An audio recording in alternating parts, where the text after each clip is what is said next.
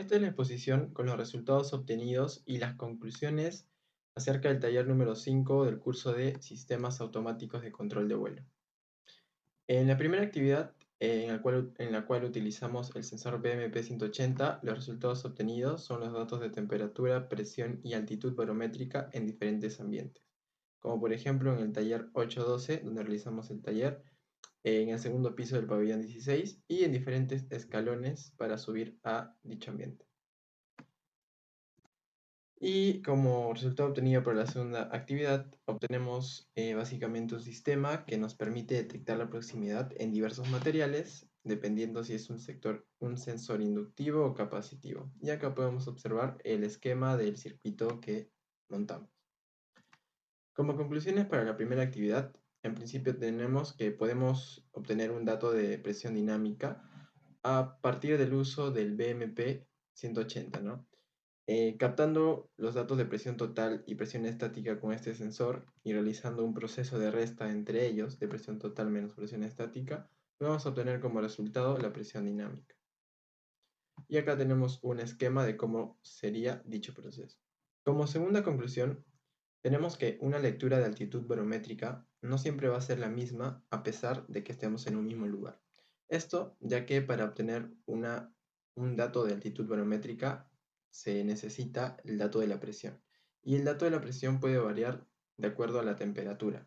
Entonces, si en un mismo lugar realizamos una medición y luego existe un cambio de temperatura y realizamos otra medición para determinar la altitud barométrica, esta va a cambiar, así estemos en un mismo ambiente.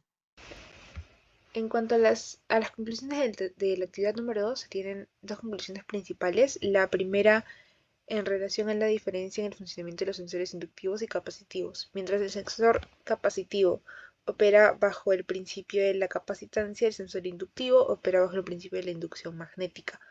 En el caso del sensor inductivo, este tipo de sensor utiliza una bobina que al ser energizada con una corriente eléctrica genera un campo magnético. Y cuando un objeto metálico se aproxima al sensor, dicho campo magnético se altera, lo que causa una variación en la salida del sensor y por ende la detección de diversos materiales. En el caso del sensor capacitivo, al trabajar bajo el principio de la capacitancia, estos sensores constan de dos placas conductoras separadas por un material dieléctrico. Al acercarse un objeto a las placas, se crea un campo eléctrico entre ellas, lo que modifica la capacitancia del sensor. Por otro lado, se tienen las capacidades de detección de diversos materiales captados según cada sensor. En este caso se tiene la diferencia de que eh, la detección del sensor capacitivo en comparación a la del sensor inductivo, debido a sus principios de funcionamiento, se puede concluir que tal vez el sensor capacitivo cuenta con una mayor sensibilidad en cuanto a las placas del condensador en comparación a la bobina, porque detecta una mayor cantidad de materiales y no solamente materiales ferromagnéticos o metales como el sensor inductivo. Con respecto a la actividad número 2, se tienen dos conclusiones concisas: sensibilidad de sensores capacitivos e inductivos e indicadores LED en circuitos de sensores. Con respecto a la primera conclusión, los sensores capacitivos son más versátiles que los inductivos, ya que pueden detectar una mayoría de variedad de materiales debido a su capacidad para medir ciertos cambios en la permitividad eléctrica. Esto en sí los hace ideales para ciertas aplicaciones donde se es necesario identificar diferentes tipos de materiales, tanto metálicos como no metálicos. En un contraste en contraste, los sensores inductivos que detectan cambios en el campo electromagnético son más adecuados para identificar objetos metálicos con mayor precisión. Con respecto a la conclusión número 2, la integración de indicadores LED en los circuitos de sensores capacitivos e inductivos proporcionaron una confirmación visual inmediata, en cierto modo, y clara de la detección de materiales.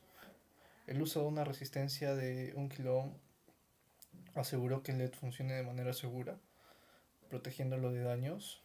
Y bueno, esta configuración es crucial, más que nada para aplicaciones industriales, donde una visualización rápida y precisa del estado del sensor es vital para el funcionamiento eficiente. Eso es todo por el video.